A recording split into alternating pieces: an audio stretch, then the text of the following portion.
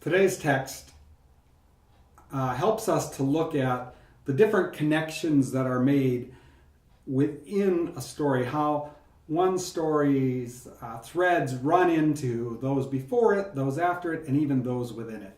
And so that'll be the point I want to emphasize. But I want us to look at what's going on in the story first. And so we'll begin with the story and then we'll move towards some commentary on it. And going out from there, Jesus went to his hometown, and his disciples followed him. And on the Sabbath, he began to teach. And those hearing him were astounded and were saying to one another, "Where does this guy get this? And what's the wisdom given to him that such works of power come about through his hands? Isn't this the carpenter, the son of Mary, a brother of James and Joseph and Judas and Simon, and aren't his sisters here with us?" And he was a stumbling block to them. And Jesus said, "A prophet never lacks honor, except in his hometown and in his own family and in his household." And he wasn't able to do there even one work of power.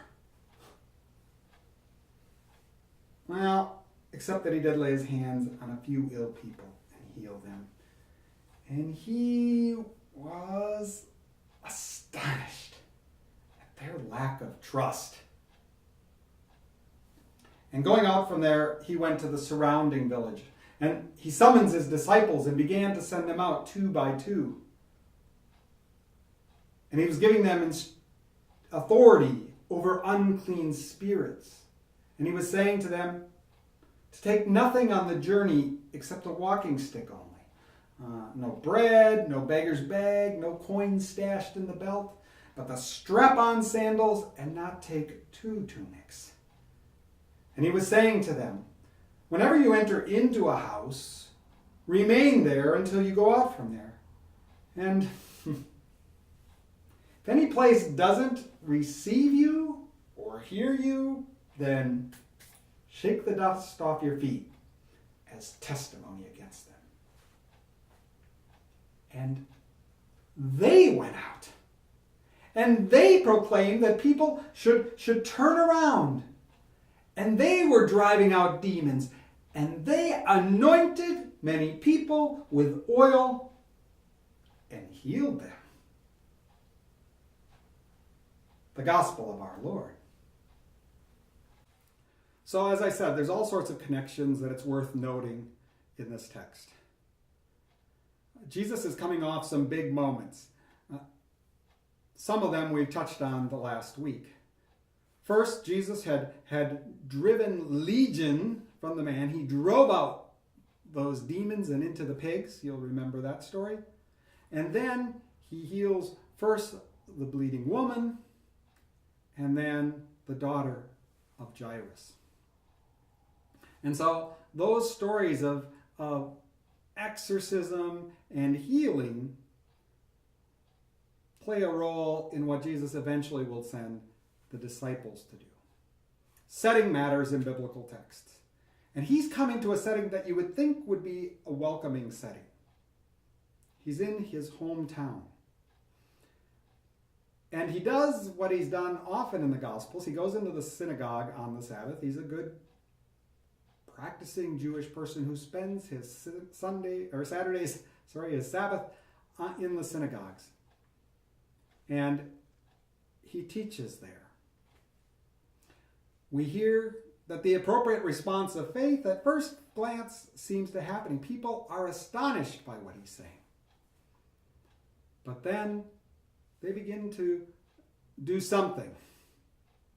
Are they dismissing him? This guy's just a carpenter. He's an illegitimate son of Mary. Look at his family members are here. His sisters live in our town.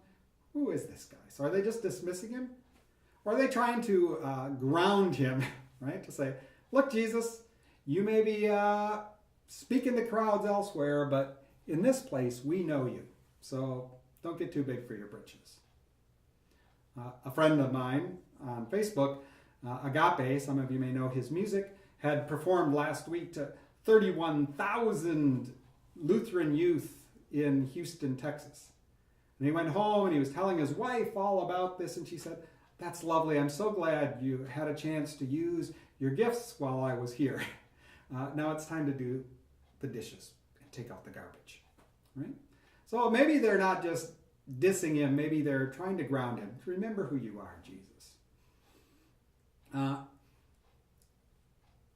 I noticed the things that he says. So he's questioning this hometown boy, the son of Joseph and Mary, maybe Joseph,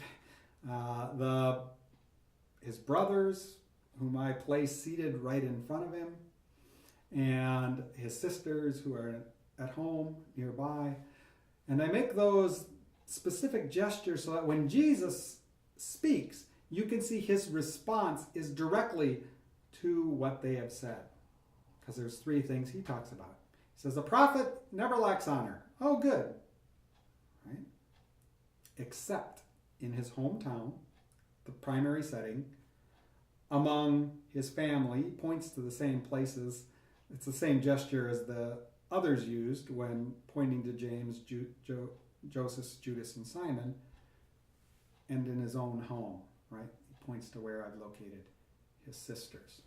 Notice that Jesus, this is almost the biggest declaration Jesus has made about himself. He implicitly identifies himself as a prophet who is experiencing rejection.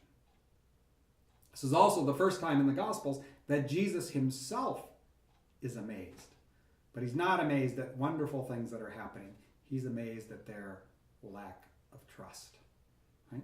I think there's frustration for Jesus in this. And so I have him demonstrating that. You can feel the tension in Jesus' neck, right? As he says, could do no work of power, except he laid his hands on a few people and healed them. Narrator is still trying to get his story together in my telling. This sets up the next part. Jesus leaves that setting, his hometown, and he goes to other villages. And he sends his disciples out. He tells them to travel light, and that's, I think, the point of not to take two tunics. I want to be clear to any audience member who might not understand what that means. Yeah, only to one, right? You're traveling light. You're depending on the hospitality of others. But Jesus is sending them out to depend on the hospitality of others right after he feels slighted by the way hospitality was shown to him. And so when he says, if any place doesn't receive you or hear you, that memory's fresh in his head, in the back of his neck, actually. And he says, and if any place doesn't receive you or hear you, then shake the dust off your feet. I would like the audience, and it might be too big of a leap for them to make, but to notice that Jesus warns them about rejection immediately after his own rejection. One of the things that a storyteller is responsible for doing for an audience is to alert those who know the story too well to when there are surprises.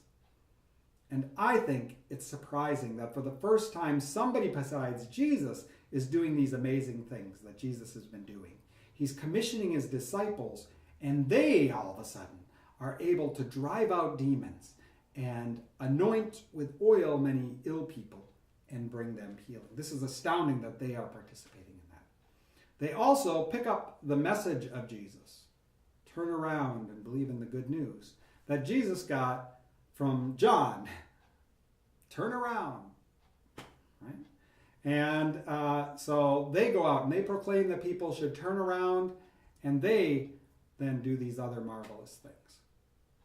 Finally, one other point, that after you show your astonishment as the narrator that all these people are doing this, then you should know that the next story that comes in is a flashback where they look at these people think, is John on the scene again? Wasn't he killed? And the suggestion is made in the way the story is constructed. When John went out preaching this message, things didn't go so well for him. He was beheaded. So how do you think it's going to go for Jesus?